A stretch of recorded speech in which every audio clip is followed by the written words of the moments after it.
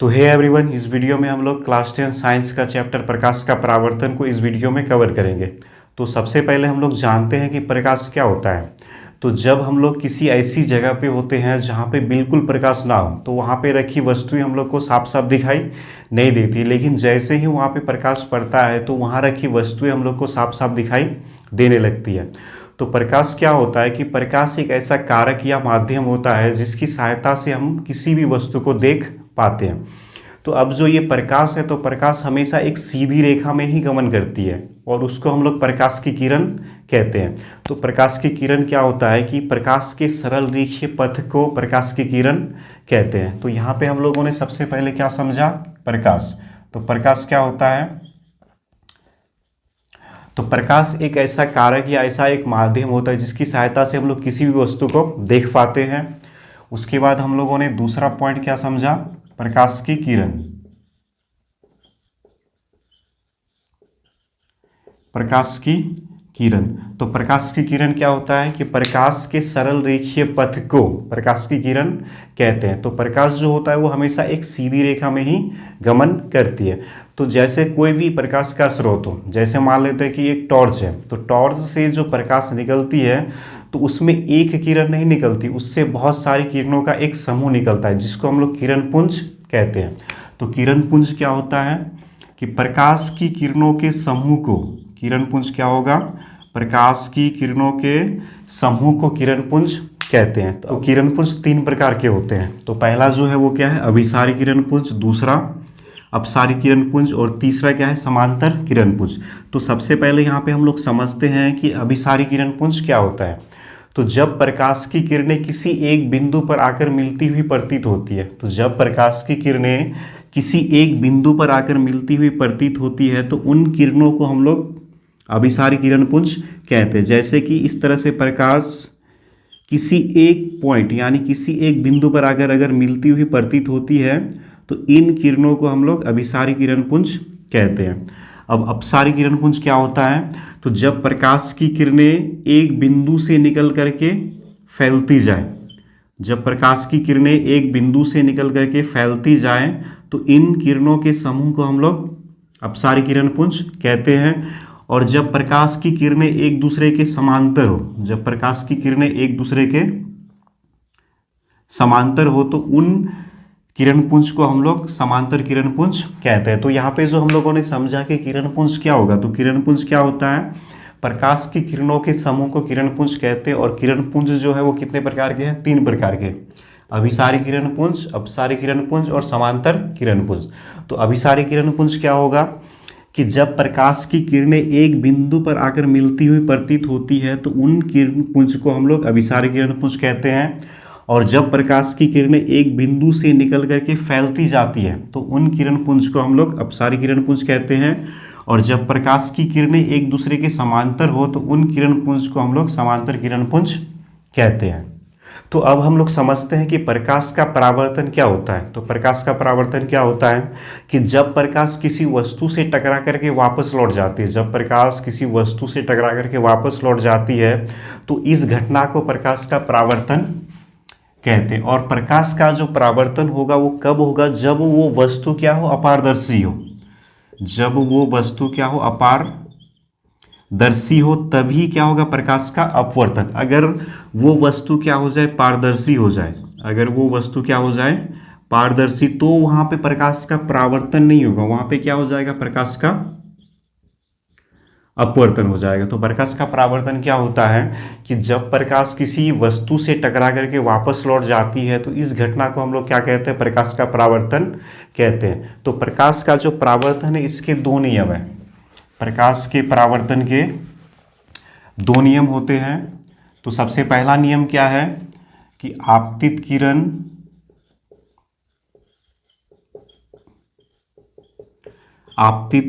परावर्तित किरण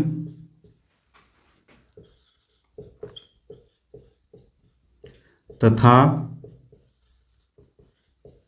आपतन बिंदु, आपतित किरण, परावर्तित किरण तथा आपतन बिंदु पर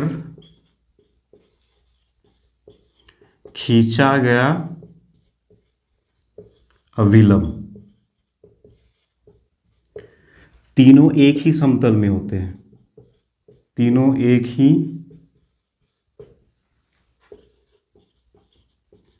समतल में होते हैं। उसके बाद जो इसका दूसरा नियम है, तो दूसरा नियम क्या होता है, आपतन कोण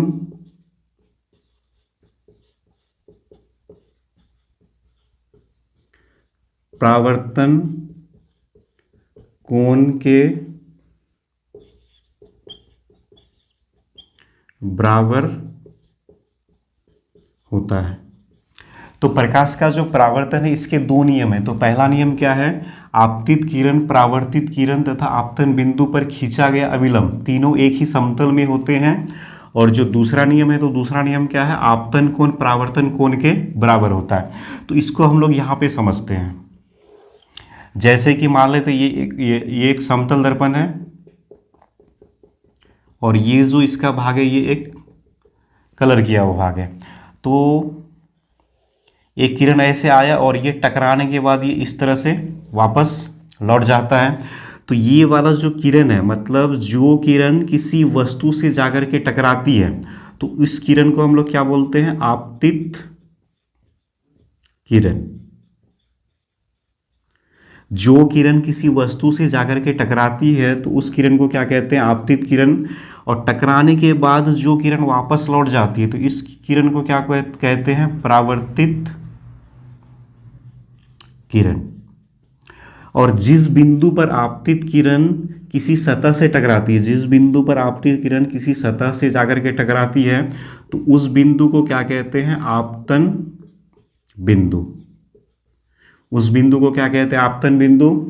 और आपतन बिंदु पर खींचे गए अभिलंब को, आपतन बिंदु पर खींचे गए अभिलंब को, आपतन बिंदु पर खींचे गए लंब को क्या कहते हैं, अभिलंब कहते हैं। आपतन बिंदु पर खींचे गए लंब को अभिलंब कहते हैं। तो ये वाला जो किरण है, मतलब ये वाला जो किरण है, ये किसी सतह पर जाकर के टकराने वाली किरण को, इसको हम लोग क्या कहते हैं, आपतित किरण। और टकराने के बाद ये वापस लौटने वाली किरण को क्या कहते हैं, परावर्तित किरण। और जिस बिंदु पर आपतित किरण टकराती है, उस बिंदु को आपतन बिंदु कहते हैं। और आपतन बिंदु पर खींचे गए लंब को क्या कहते हैं, अभिलंब कहते हैं। तो अभिलंब और आपतित किरण के बीच में एक कोण बनता है, और इस कोण को हम लोग क्या कहते हैं, आपतन कोण। तो आपतित किरण और अभिलंब के बीच में बनने वाले कोण को हम लोग क्या कहते हैं, आपतन कोण। और परावर्तित किरण और अभिलंब के बीच बनने वाले कोण को हम लोग क्या कहते हैं, परावर्तन कोण। तो यहाँ पे आपतन कोण क्या होगा कि आपतित किरण और अभिलंब के बीच बने कोण को हम लोग क्या कहते हैं, आपतन कोण। और आपतन कोण को आई से सूचित किया जाता है। और परावर्तित किरण और अभिलंब के बीच बने कोण को परावर्तन कोण कहते हैं, और इसको आर से सूचित किया जाता है। तो ये था प्रकाश के परावर्तन के दो नियम। तो हम लोग का जो अब नेक्स्ट टॉपिक है, तो नेक्स्ट टॉपिक क्या है, प्रतिबिंब। तो प्रतिबिंब क्या होता है, जैसे हम लोग जब आईने के सामने खड़े होते हैं, तो वहाँ पे हम लोग को आईने में अपना चेहरा दिखाई पड़ता है, तो वही क्या है, प्रतिबिंब है। तो प्रतिबिंब का अगर हम लोग को परिभाषा देना है, तो हम लोग क्या देंगे कि किसी बिंदु स्रोत से आती प्रकाश की किरणें दर्पण से परावर्तन के बाद जिस बिंदु पर मिलती है या मिलती हुई प्रतीत होती है, तो उसे उस बिंदु स्रोत का प्रतिबिंब कहते हैं। अब जो ये प्रतिबिंब है, तो ये दो प्रकार के होते हैं, एक होता है वास्तविक और एक होता है काल्पनिक। तो वास्तविक प्रतिबिंब क्या होगा कि किसी बिंदु स्रोत से आती प्रकाश की किरणें दर्पण से टकराने के बाद जिस बिंदु पर वास्तव में मिलती है, तो उसे उस बिंदु स्रोत का वास्तविक प्रतिबिंब कहते हैं। और काल्पनिक प्रतिबिंब क्या होगा कि किसी बिंदु स्रोत से आती प्रकाश की किरणें दर्पण से टकराने के बाद या परावर्तन के बाद जिस बिंदु से आती हुई प्रतीत होती है, तो उसे उस बिंदु स्रोत का काल्पनिक प्रतिबिंब कहते हैं। तो अब जो ये वास्तविक प्रतिबिंब है और काल्पनिक प्रतिबिंब, इन दोनों में अंतर क्या है कि वास्तविक प्रतिबिंब को हम लोग पर्दे पे प्राप्त कर सकते हैं, वास्तविक प्रतिबिंब को हम लोग पर्दे पे प्राप्त कर सकते हैं, लेकिन काल्पनिक प्रतिबिंब को हम लोग पर्दे पे प्राप्त नहीं कर सकते हैं। ठीक है। उसके बाद जो दूसरा अंतर है, तो जो वास्तविक प्रतिबिंब होता है वो हमेशा क्या बनता है, उल्टा। जो वास्तविक प्रतिबिंब होगा वो हमेशा क्या बनेगा, उल्टा। और जो काल्पनिक प्रतिबिंब होगा वो हमेशा क्या बनेगा, सीधा बनेगा। ठीक है। नेक्स्ट टॉपिक है, तो नेक्स्ट टॉपिक क्या है? दर्पण।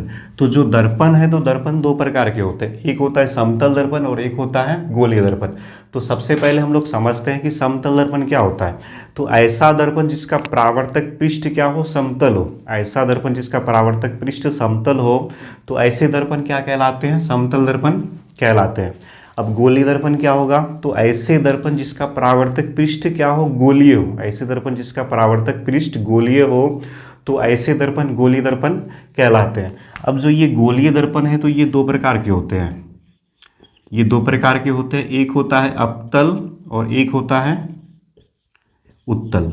तो गोलीय दर्पण कितने प्रकार के होते हैं? दो प्रकार के, एक अपतल और एक उत्तल। तो सबसे पहले हम लोग यहाँ पे समतल दर्पण के बारे में जानते हैं। तो समतल दर्पण का जो परावर्तक पृष्ठ होगा, तो वो क्या होगा? बिल्कुल समतल होगा।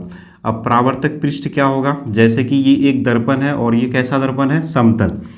तो इसका जो ये पीछे वाला भाग है, ये जो भाग है इसका, ये कलर किया हुआ भाग है। ये जो ये पीछे वाला इसका जो पृष्ठ है, तो ये कलर किया हुआ भाग है। अब जो ये सामने वाला जो पृष्ठ है, तो इसी पृष्ठ में ही प्रकाश क्या होगा? प्रकाश का अब परावर्तन होगा। तो इसी पृष्ठ पे जब प्रकाश पड़ेगा, तो पड़ने के बाद इसका क्या होगा? परावर्तन। तो इसी पृष्ठ को ही हम लोग क्या बोलते हैं? परावर्तक पृष्ठ कहते हैं। ठीक है, तो इस पृष्ठ को हम लोग क्या कहते हैं? परावर्तक पृष्ठ। तो हम लोगों ने जान लिया कि समतल दर्पण क्या होगा, गोलीय दर्पण क्या होगा। तो अब हम लोग का जो नेक्स्ट टॉपिक है, तो वो क्या है? समतल दर्पण से प्रतिबिंब का बनना। तो समतल दर्पण से जो प्रतिबिंब बनेगा, तो वो कैसा बनेगा? तो चलिए सबसे पहले हम लोग क्या करते हैं? समतल दर्पण से प्रतिबिंब बनाते हैं।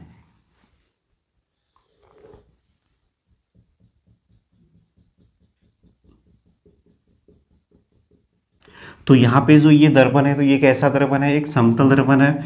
इसका जो ये वाला पृष्ठ है, बाहर वाला जो पृष्ठ है, तो ये कलर किया हुआ पृष्ठ है, और अंदर वाला जो ये पृष्ठ है, तो ये इसका क्या है? परावर्तक पृष्ठ। और इसको हम लोग मान लेते ये दर्पण का मध्य बिंदु है। तो अब यहाँ पे हम लोग दर्पण के सामने कोई एक वस्तु को रखते हैं। दर्पण के सामने कोई एक वस्तु को रखते हैं। तो पहला जो किरण हम लोग लेंगे, क्या लेंगे? ये इस तरह से लेंगे। पहला किरण हम लोग यहाँ पे क्या लेंगे? लंबवत लेंगे।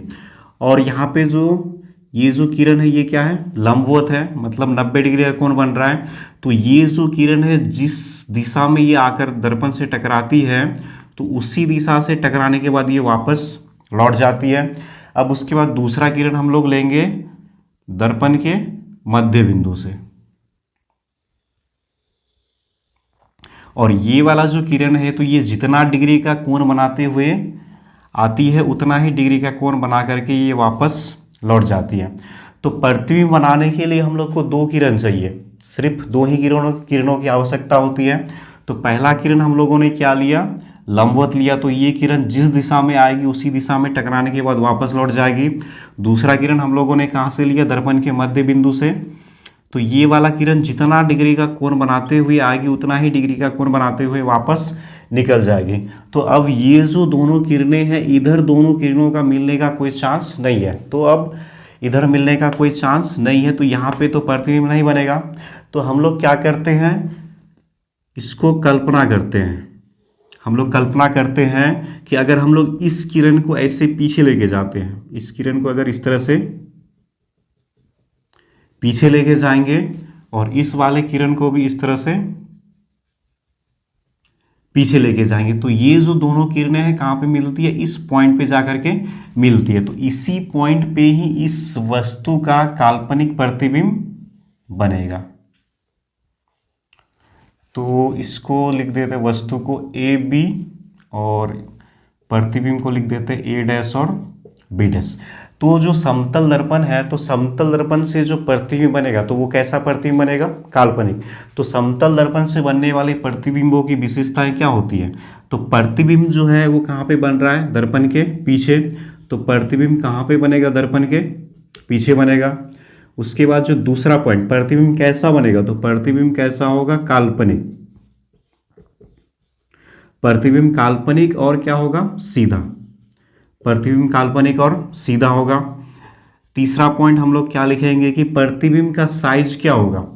तो समतल दर्पण से जो प्रतिबिंब बनता है, उसमें वस्तु का साइज प्रतिबिंब के साइज के मतलब प्रतिबिंब का जो साइज होता है वो वस्तु के साइज के बराबर होता है, तो वस्तु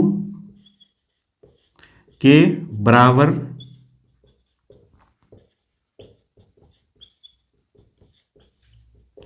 प्रतिबिंब बनेगा।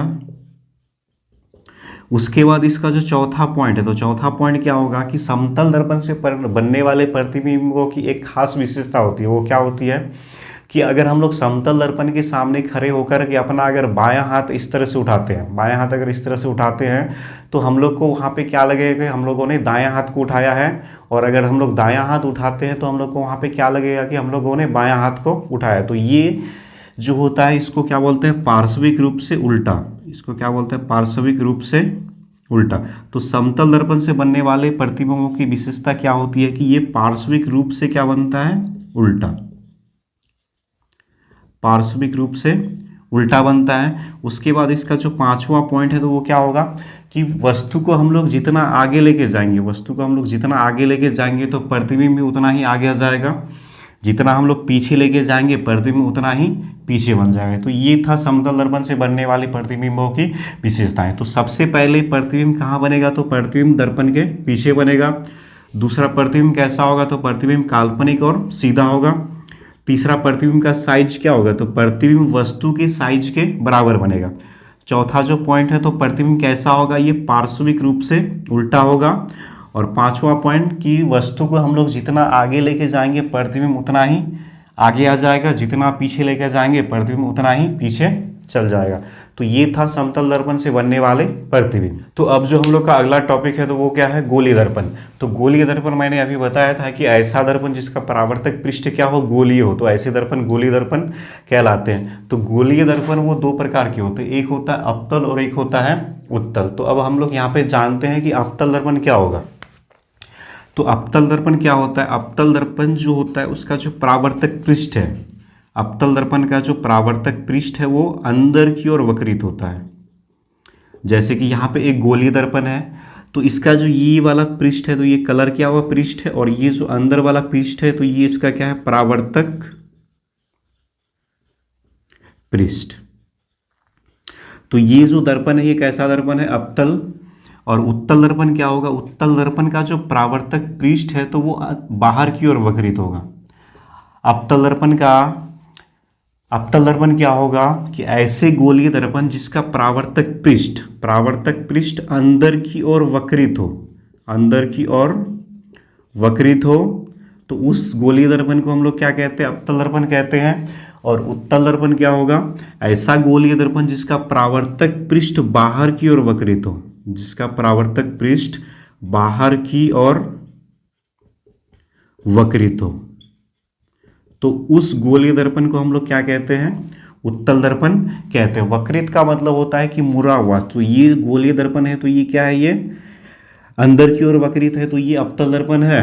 और ये बाहर की ओर वक्रित है, इसका जो परावर्तक पृष्ठ है तो वो बाहर की ओर वक्रित है, तो ये जो है ये क्या है, एक उत्तल दर्पण है। तो ये था अवतल दर्पण और ये है उत्तल दर्पण। यहाँ पे जानते हैं गोलीय दर्पण में प्रयोग होने वाले कुछ मुख्य पॉइंट्स के बारे में। तो जो सबसे पहला पॉइंट है वो क्या है, दर्पण का ध्रुव। तो दर्पण का ध्रुव क्या होता है, तो दर्पण का जो मध्य बिंदु होता है, दर्पण का जो मध्य बिंदु होता है, तो दर्पण के मध्य बिंदु को दर्पण का ध्रुव कहते हैं और इसे P से सूचित किया जाता है, इसे P से सूचित किया जाता है। उसके बाद जो दूसरा पॉइंट है वो क्या है, वक्रता केंद्र। अब जो ये तो है ये क्या है, एक गोलीय दर्पण है, तो मतलब ये किसी गोले से ही बना है। और ये जो गोला है तो इस गोला का जो केंद्र होगा, जैसे कि ये जो है एक गोले से बना है और इस गोले का जो केंद्र होगा, इस गोले का जो केंद्र होगा तो उस केंद्र को हम लोग क्या कहते हैं, वक्रता केंद्र। कि गोलीय दर्पण जिस गोले का केंद्र होता है, गोलीय दर्पण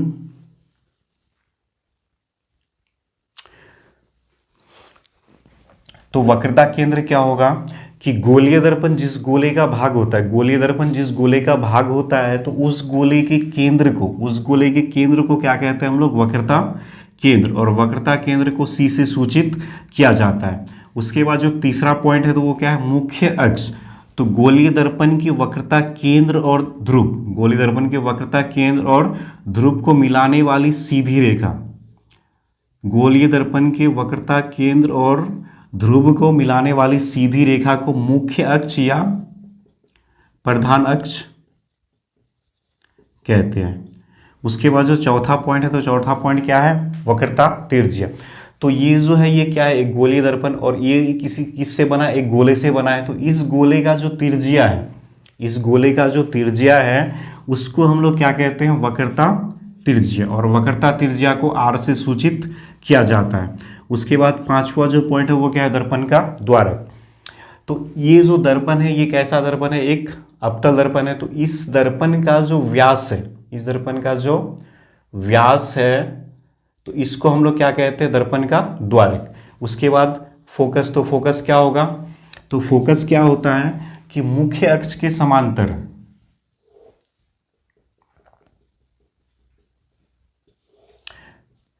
ये हो गया दर्पण का ध्रुव, उसके बाद ये हो गया वक्रता केंद्र। तो अगर हम लोग कोई भी किरण को मुख्य अक्ष के समांतर लेते हैं, किसी भी किरण को मुख्य अक्ष के समांतर लेते हैं, तो ये दर्पण से टकराने के बाद मुख्य अक्ष को जिस बिंदु पर काटती है, मुख्य अक्ष को जिस बिंदु पर काटती है, तो उस बिंदु को हम लोग क्या कहते हैं, फोकस। मुख्य अक्ष के समांतर आने वाली किरणें दर्पण से टकराने के बाद जिस बिंदु पर मुख्य अक्ष को काटती है, तो उस बिंदु को हम लोग क्या कहते हैं, दर्पण का फोकस। और फोकस और दर्पण के ध्रुव, फोकस और दर्पण के ध्रुव के बीच की जो दूरी होती है, इसको हम लोग क्या कहते हैं, फोकस दूरी। और फोकस दूरी को स्मॉल f से सूचित किया जाता है और फोकस को कैपिटल F से सूचित किया जाता है। तो ये था गोलीय दर्पण में प्रयोग होने वाले कुछ मुख्य पॉइंट्स। तो इस वीडियो में इतना ही। इससे आगे आने वाले जितने भी टॉपिक है उसको हम लोग नेक्स्ट वीडियो में कवर करेंगे। तो अगर वीडियो अच्छी लगी तो प्लीज़ चैनल को सब्सक्राइब कर दीजिए और लाइक शेयर और कमेंट भी ज़रूर करें।